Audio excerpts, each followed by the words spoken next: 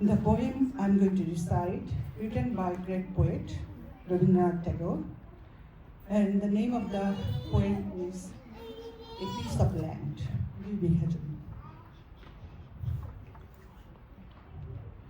শুধু বিঘে দুই ছিল মোর ভুই, আর সবই গেছে ঋণে। বাবু বলিলেন, বুঝেছ উপেন, এ জমি লইব কিনে। কহিলাম আমি, তুমি ভূস্বামী, ভূমির অন্ত নাই। যে দেখো মোর আছে বড় জোর, মরিবার মতো ঠাই।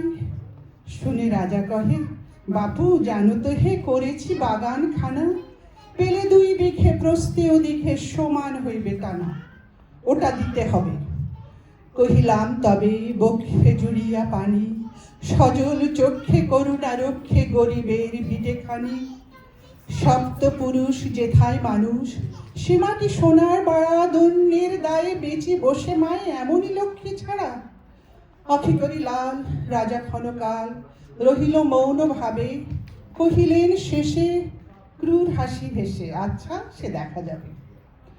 পরে মাস দেড়ে ভিটে মাটি ছেড়ে বাহির হইনু পথে, করিল ডিক্রি সকলই বিক্রি মিথ্যা দেনার খাতে।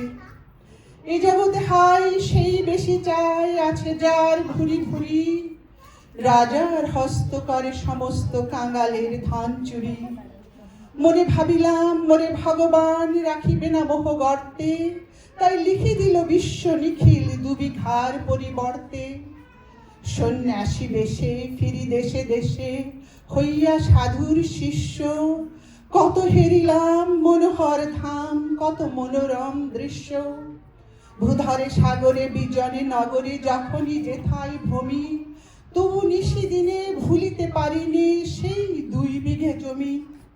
হাটে মাঠে বাটেই মতো কাটে বছর 15-16, একদিন শেষে ফিরি বাড়ি দেশে বড়ই বাসনা হলো। নমো নমো নমো সুন্দরী মম জননী বঙ্গভূমি, গঙ্গার তীর স্নিগ্ধ সমীর, জীবন জুড়ালে তুমি।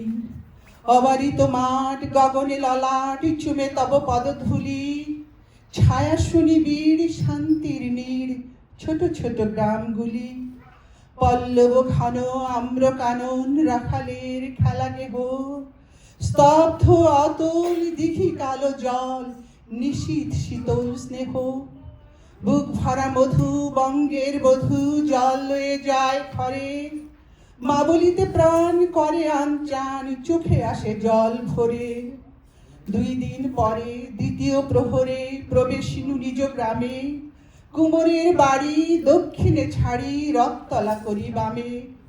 রাখি হাট খোলা নন্দীর গোলা মন্দির করি পাছে, তৃষাদুর শেষে পৌঁছিনু এসে আমার বাড়ির কাছে। ধিক ধিক করে শতধিক নীলাজ কুলোটা ভূমি, যখনই যাহারি তখনই তাহারি। এই কি জননী তুমি, সে কি মনে হবে একদিন যবে ছিলে দরিদ্র মাতা। আঁচল ভরিয়া রাখিতে ধরিয়া ফল ফুল শাক পাতা।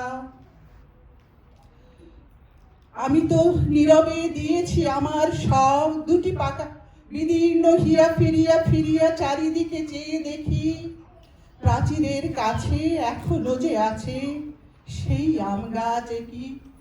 বসি তার তলে নয়নের জলে শান্ত হইল ব্যথা, একে একে মনে উদিল স্মরণে সেই বালক কালের কথা। সেই মনে পড়ে জ্যৈষ্ঠের ঝড়ে রাত্রে নাহিক ঘুম, অতি ভোরে উঠি তাড়াতাড়ি ছুটি আম কুড়াবার ধুম। সেই সুমধুর স্তব্ধ দুপুর পাঠশালা পলায়ন, ভাবিলাম হাই আর কি কোথায় ফিরে পাবো সে জীবন। সহসা বাতাস ফেলি গেল শ্বাস শাখা দুলাইয়া গাছে, 2টি পাকা ফল লোভিল ভূতল আমার কোলের কাছে। ভাবিলাম মনে বুঝে এতক্ষণে আমারে চিনিল মাতা, স্নেহের সে দানে বহু সম্মানে বারে ঠেকানো মাথা। হেনকালে হাই জমদূত প্রায় কোথা হতে এলো মালি, ঝুটি বাঁধা উড়ে সপ্তম সুরে পাড়িতে লাগিল গালি।